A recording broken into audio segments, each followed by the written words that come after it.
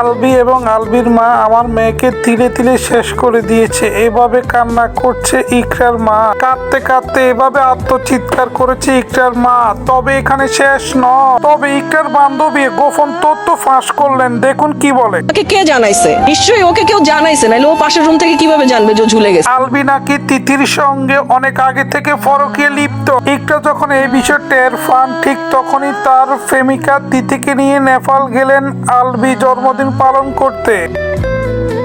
এবং কি তিথির জন্মদিনে নিজে ফেসবুকে পোস্ট করে তাকে উইশ করলেন আলবি।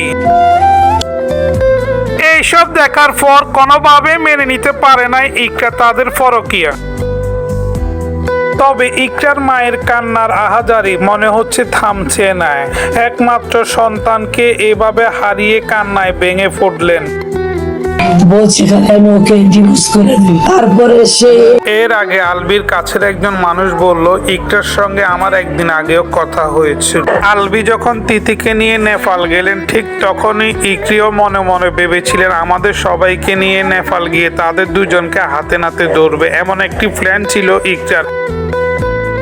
তো গাইজ, ভিডিওটি যদি ভালো লেগে থাকে অবশ্যই আমার চ্যানেলটি সাবস্ক্রাইব করবেন। Thank you for watching this video.